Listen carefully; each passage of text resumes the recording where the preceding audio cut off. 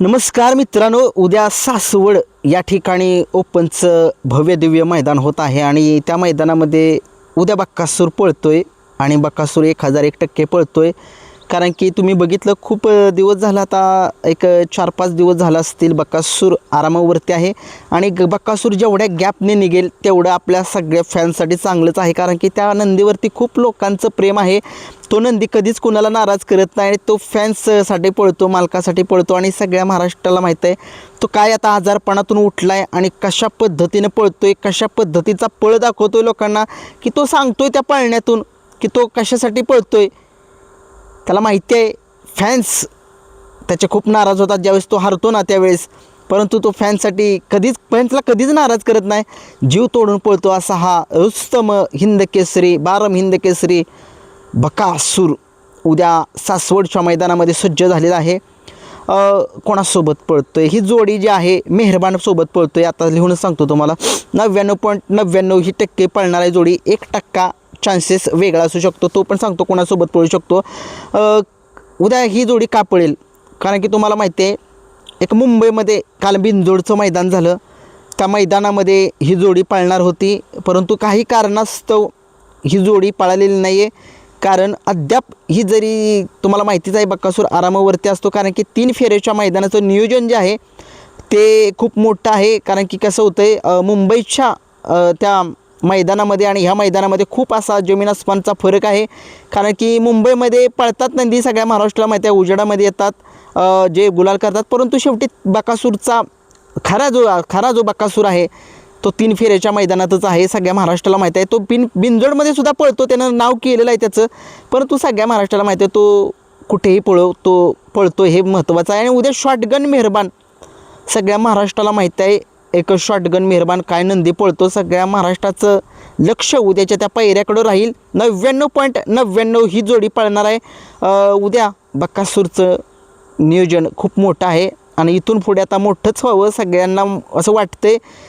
कारण की तुम्हाला माहितीच आहे मैदानामध्ये बाकीचे जे पैरे आहेत ते टॉपचे पैरे येतात. आपला एकटाच बकासूर जो आहे तो हलक्या पायऱ्यात असतो, परंतु हलक्या पायऱ्यात जरी असला तरी तो 1 नंबर करतो किंवा गुलाल करतो, असा हा त्याचं एक वैशिष्ट्यच आहे. या नंदीचं एक वेगळीच छाप सोडली या बकासूरने या बैलगाडा शर्यत क्षेत्रामध्ये. आणि उद्या बकासूरन मेहरबान म्हटलं की ड्रायव्हर कोण असतील, ड्रायव्हर आपल्या सगळ्या महाराष्ट्राचे लाडके बबलू चाचा किल्ले मच्छिंद्रगडच असतील. कारण की तुम्हाला माहिती आहे ड्रायव्हर ज्यावेळेस तुम्हाला मी अगोदर पण सांगितलेलं, ड्रायव्हर खूप महत्त्वाचे असतात ड्रायव्हर गाडीवरती.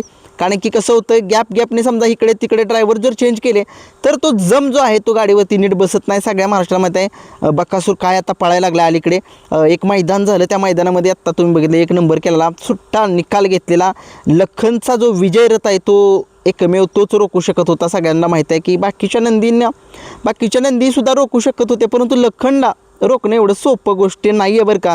सचिन लक्षानं ती विजय रोथ पुशेगावमध्ये रोखला होता, परंतु लखन आहे सगळ्या महाराष्ट्राला माहीत आहे, कुणी असो पैरा त्याला घेऊन 1 नंबर करतोच असा हा लखन. परंतु शेवटी बक्कासूरने सुद्धा दाखवलं आहे की लखनच्या जागी योग्य आहे, बक्कासूरच्या जागी योग्य आहे आणि दोघांची तुलना एकमेकांसोबत करू शकत नाही. लखनचं रेकॉर्डसुद्धा शंकरपाटातील चांगला आहे आणि तो सुद्धा एक महाराष्ट्रामध्ये श्रीनाथ केसरीचा मानकरी आहे, तरी काय बारकं मैदान नाही ते. असो, खूप साऱ्या शुभेच्छा. लखन उद्या पळतोय त्या मैदानामध्ये. उद्याच्या पैरा मला माहीत नाही लखनचा पैरा कोण आहे, कमेंट्समध्ये सांगा. मी सुद्धा सांगितलं नाही पैरा कोण आहे त्याचा.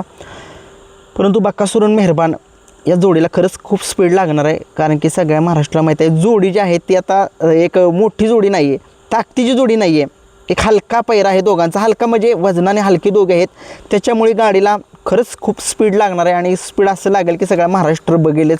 कारण की बक्कासूरला गुलालामध्ये खूप लोक बघण्यासाठी उत्सुक असतात. आता उद्या माझं मैदान लाईव्ह कशावरती असेल, STC लाईव्हवरती उद्याचं मैदान असेल. पुणे जिल्ह्यातली जी मैदान असतात ना ती STC लाईव्हवरती असतात, त्याच्यामुळे सगळ्या महाराष्ट्राला सांगतोय STC लाईव्हवरती उद्याचं मैदान जे आहे ते संध्याकाळी आज लाईव्ह लॉट निघतील. सगळ्यांनी बघा बक्कासूरची चिठ्ठी कोणत्या गटात निघते, काय निघते, मला कमेंट्समध्ये सांगा. माझा नंबर आहे, सगळ्यांना माहीत आहे, त्या नंबरवर मला मेसेज टाका की बक्कासूर त्या गटामध्ये पळतोय. नंबर जर माहीत नसलं तर सांगतो 95 61 11 99 40वर मला मेसेज टाका व्हॉट्सअपवरती की बक्कासूर त्या गटामध्ये पळणार आहे. बक्कासूरचा असं एवढ्या एवढ्या चिठ्ठ्या निघाल्यात.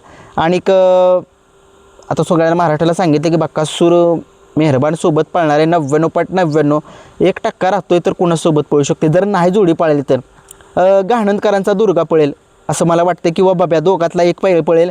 कारण की मोहिल शेट्टी यांनी सांगितले ज्यावेळेस बक्कासूरचा ज्यावेळेस काळ होता, वाईट काळ चालू होता, त्या वाईट काळामध्ये बक्कासूरला पैरे दिले नाहीत. काही लोकांनी ज्यांना बक्कासूरने उजाडामध्ये आणलं त्या लोकांनी बक्कासूरला पैरा दिला नव्हता. म्हणजेच बक्कासूरच्या दावणीतल्या महाराज असेल, वादळ असेल, यांना बक्कासूर आजार होता त्याच्यामुळे काय पळला नाही. परंतु त्यांना शेवटी माहिती आहे त्यांचा नंदी पळून उत्तर देतोच. आणि उद्या दुर्गा किंवा त्यांनी सांगितलं सुद्धा होतं की गहाणनकरांचे जे नंदी आहेत, म्हणजे गहाणनकरांचे जे मालक आहेत सागर शेठ यांनी त्यांना वाईट काळामध्ये खूप मदत केली. पैऱ्यांसाठी अडचण होत होती. आणि उद्या 100% उद्या जर 99.99 मेहरबान आहे सांगितलं जाते, पण जर नाही तर मेहरबान जर पळाला तर 1% जो राहिलेला आहे तो बब्या किंवा दुर्गा या दोघातील पैरा असेल. तुम्हाला काय वाटतंय तुम्हाला कमेंट्समध्ये सांगा. उद्या खूप मोठं मैदान आहे. उद्या तयार राहा. उद्या डोळं असं वटरून बघा कारण की उद्या बक्कासूर पळतोय 1001% पळतोय. व्हिडिओ आवडला लाईक शेअर सबस्क्राईब करा. धन्यवाद.